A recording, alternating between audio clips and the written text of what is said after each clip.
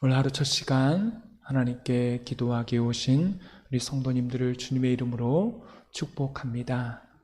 이 방송을 들은 모든 성도님도 또한 하나님의 은혜가 함께 하시기를 바랍니다. 오늘은 부활은 삶으로 나타나야 합니다 라는 제목으로 하나님 말씀을 나눕니다. 고린도 교회 안에 보면 예수님의 부활을 저들은 믿었습니다. 그런데 한 가지 문제가 있었죠. 나와 우리의 부활로는 그들이 믿지는 않았습니다. 그러니 그들의 삶 가운데 변화가 일어날 리가 없죠. 왜냐하면 이건 그냥 지식의 삶으로 끝나는 게 아닙니다. 예수님의 부활은 믿는데 나의 부활은 믿지 않았다? 그러면 예수님의 부활과 나의 부활은 아무런 관계가 없는 것입니다. 하나님에 대해서 많이 알고 깨달은 것 좋죠? 그렇게 한다 할지라도 그 지식과 깨달으며 삶 속에 나타나지 않는다라면 그 삶 속의 열매로 나타나지 않는다라면 그 믿음은 가짜고 그 믿음은요 아무것도 아니라는 것입니다. 나의 감정과 나의 깨달음과 나의 느낌과 나의 생각보다 더 중요한 게 있습니다. 그것은 하나님의 말씀이 내 삶 속에 정확하게 적용되어서 성령의 9가지 열매가 있든지 내 삶에 분명한 변화가 있어야 한다는 것입니다. 믿음은 삶으로 나타나야 하는 거예요. 이단들을 보세요.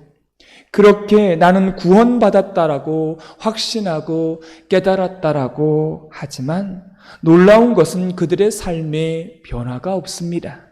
죄 짓는 것 그대로 죄 짓고요. 그 다음에 방탕하게 살았던 거 그냥 그대로 삽니다. 왜냐하면 이 사람들에게는 한 가지 잘못된 논리가 있습니다.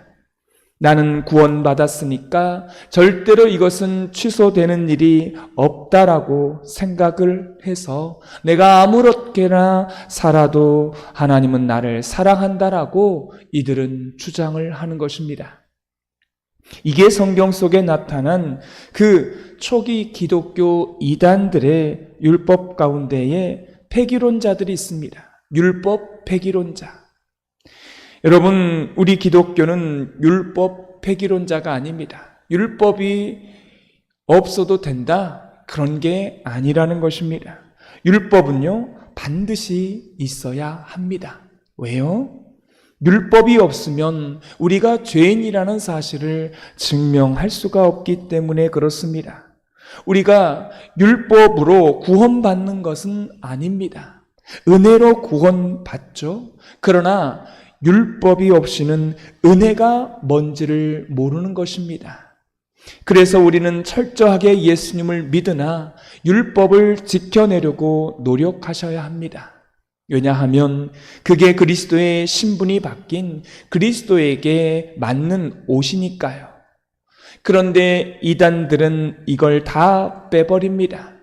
삶의 적용, 삶의 변화, 삶의 열매는요, 다 빼버립니다. 그리고 더 방탕하게 자기는 자유하다라고 복음 안에서 자유하다라고 말하지만 어디를 봐도 그 사람이 구원받은 표징이요, 삶 속에 안 나타나는 것입니다. 여러분, 이런 모습들이 오늘 본문에도 나타나 있다는 사실입니다. 그러면 사도 바울이 고린도 교회에서 말하는 부활은 무엇입니까? 이론과 사상이 아니라 이거는요, 팩트고 사실인 것입니다. 이걸 말씀하고 있습니다. 우리 12절 말씀을 다 같이 읽겠습니다. 그리스도께서 죽은 자 가운데서 다시 살아나셨다 전파되었거늘 너희 중에서 어떤 사람은 어찌하여 죽은 자 가운데서 부활이 없다 하느냐. 여러분 보십시오. 여러분, 예수님께서 살아나셨다라고 말하지 복잡한 설명이 없습니다. 그냥 아주 단순하게 말합니다. 예수님이 부활하셨다라고 말합니다. 여기에는 몇 가지 특징이 있습니다. 예수님의 부활을 연역적으로 설명하고 있습니다. 이 말은 결론부터 말합니다. 예수님이 부활하셨다. 이러이러해서 부활했다라고 말하는 게 아니라 그냥 처음부터 결론적으로 부활하셨다. 그러므로 이렇게 다음을 설명하고 있습니다.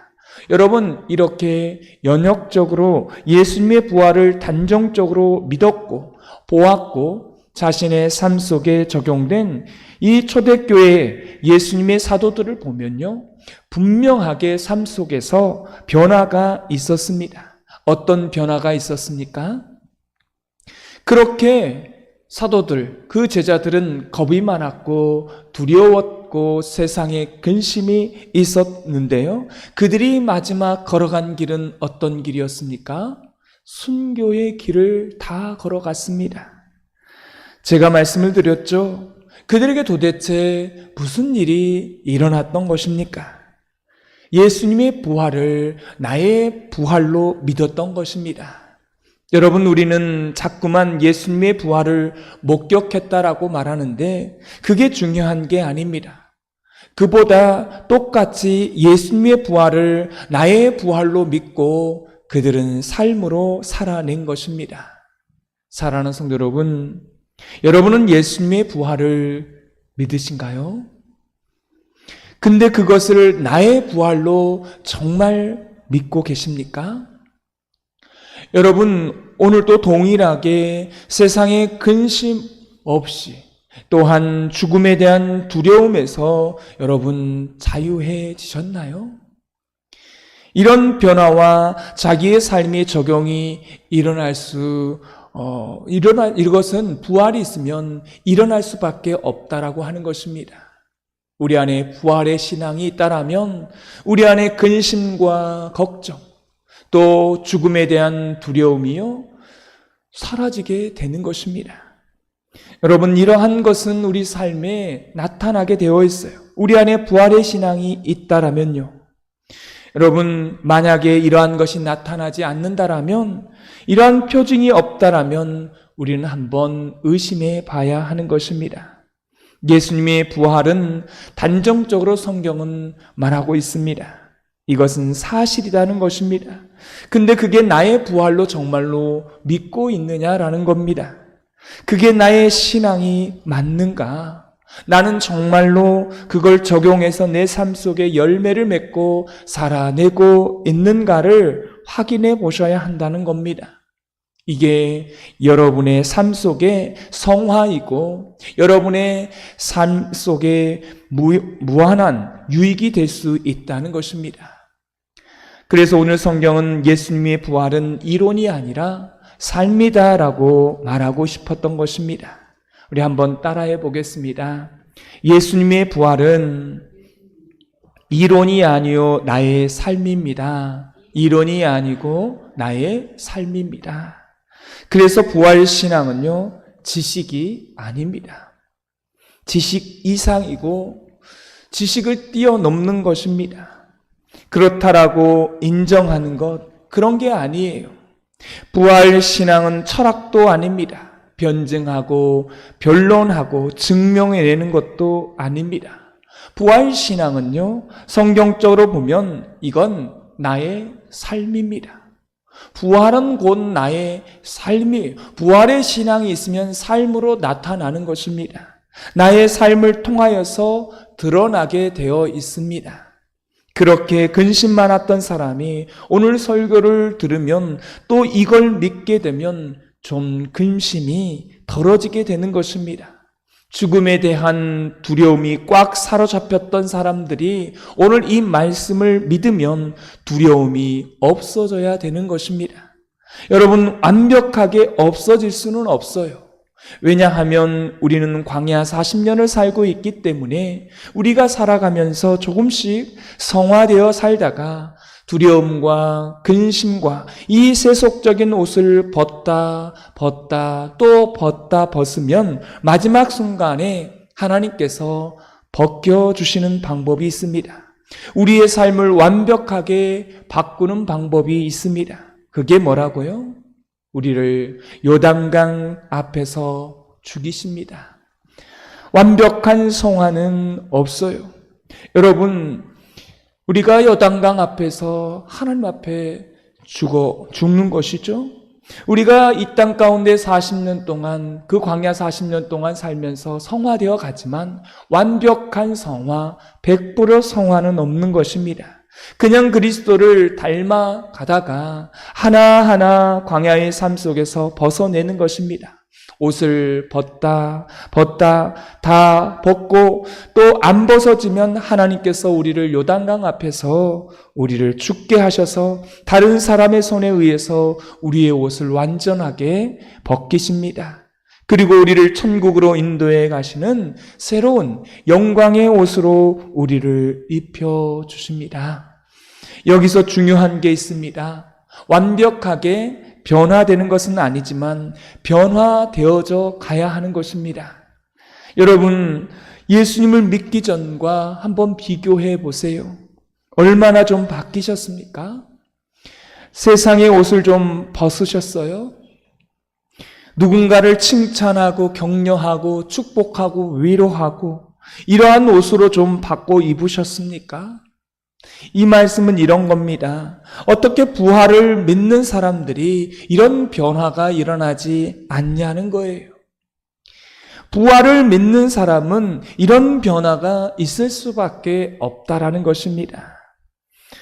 여러분, 안 나타나는 게 기적인 거예요. 만약 안 나타난다라면, 그런 변화가 없다라면 우리의 부활신앙을 한번 점검해 봐야 된다는 것입니다. 진짜 믿고 있는 것이 맞는가? 아니면 자기가 믿고 있다라고 착각하고 있는 것은 아닌가? 점검해 봐야 한다는 것입니다. 그래서 성경에 보면 야고보서가 중요합니다. 야고보서는 종교개혁자들이 지푸라기 서신이라고 하면서 야고보서에는 복음이 없다라고 말하지만 그렇지 않습니다. 로마서와 야고보서 두 성경은 다 가지고 있어야 됩니다. 그래야 완벽하게 복음서가 되는 것이에요. 왜요? 로마서는 믿음으로 말미암아 구원을 받는다라고 말하지만 야고보서는 뭐라고 말합니까? 네가 믿느냐? 그럼 믿었다라는 표징을 보여라. 그 표징이 너의 믿음을 견고하게 만들 것이다. 이 두 가지가 상받는 내용 같지만 같은 말인 것입니다. 믿음이 있다라면 증거가 나타나야 한다라는 것입니다. 오늘 성경을 통해서 그러므로 부활이 우리의 믿음이 뿌리다라고 오늘 성경 14절에 설명하고 있습니다. 우리 14절을 다 같이 읽겠습니다.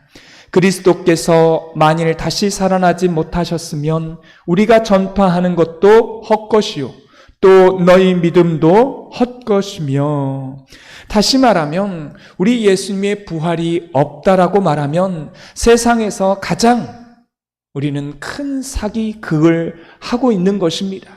사기극이에요. 가짜라는 것입니다.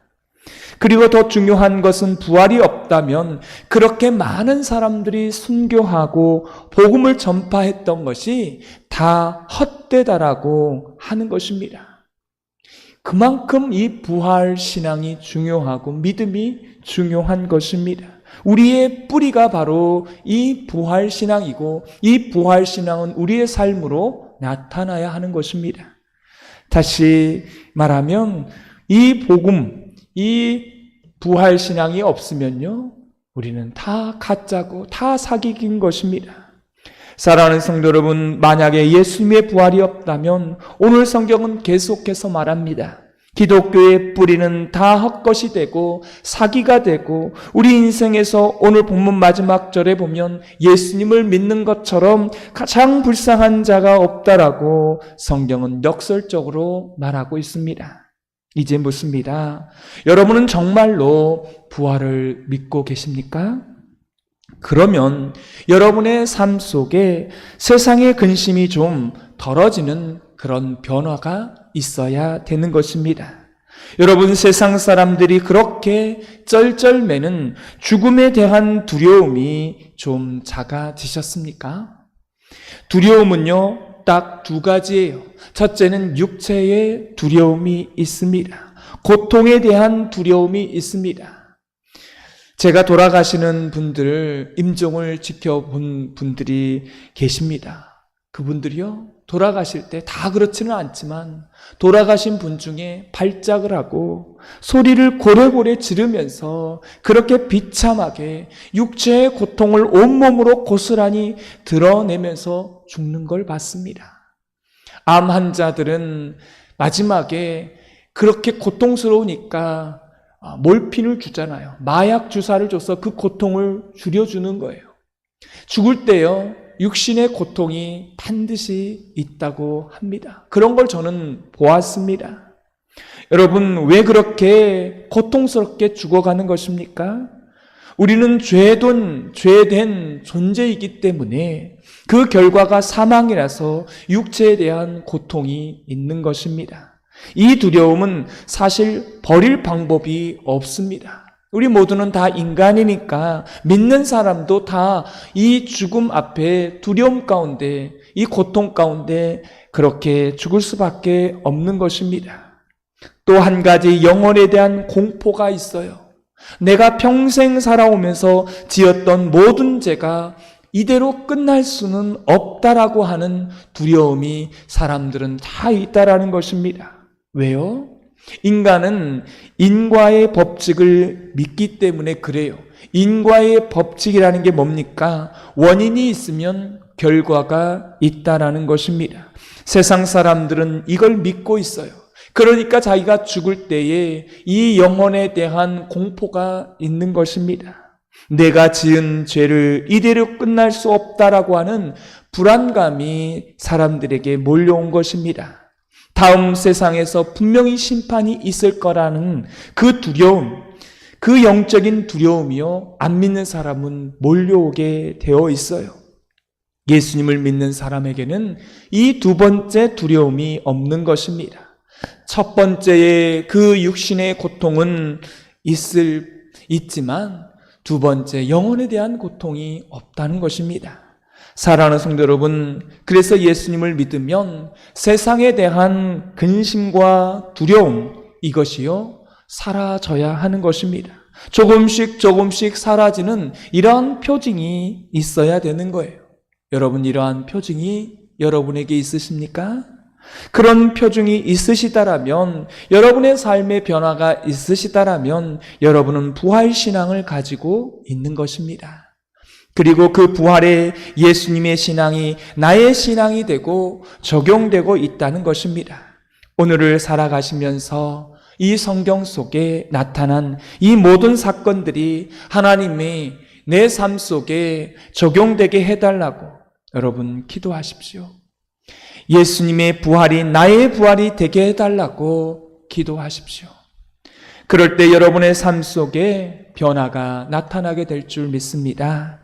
그리고 반드시 나타나야 합니다. 안 나타났다라면 그 믿음은요, 가짜고요. 그 신앙은 잘못된 신앙인 것입니다. 여러분, 그래서 야고보서가 말합니다. 행함이 없는 믿음은 뭐예요? 죽은 믿음이라고.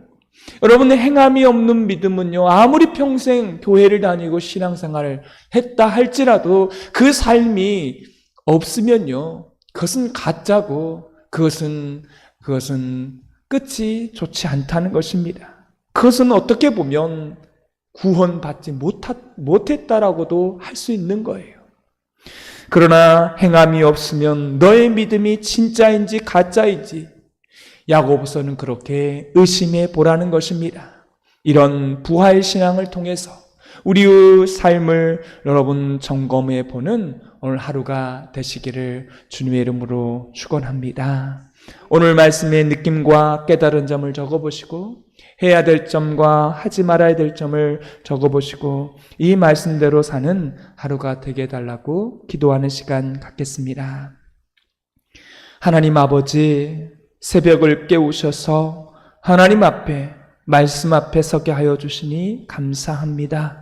사순절 기간에 우리의 영을 살리고 우리에게 힘과 능력을 주시고 우리가 어떻게 살아야 하는지 방향을 잡아주시고 또 그런 말씀으로 고린도 전후서의 말씀을 주시니 감사합니다. 오늘 주신 말씀을 받아 먹었습니다. 부활을 믿는 것은 믿음의 핵심이며 믿음의 본질이며 믿음의 뿌리이기에 부활이 없는 신앙은 이 세상에서 가장 불쌍한 자고 모든 것이 다 헛되다고 말씀합니다. 부활신앙은 예수님처럼 나도 부활할 수 있다고 하는 믿음입니다. 이 믿음은 우리의 삶 속에 나타나는 것이며 나타나는 삶이 진짜 믿음이고 그 믿음을 우리 하나님이 원하시는 믿음입니다. 오늘 하루도 이 믿음, 진짜의 믿음, 이 믿음, 삶에서 나타나는 믿음이 되는 하루가 되게 하여 주옵소서. 예수님의 이름으로 기도드리옵나이다. 아멘.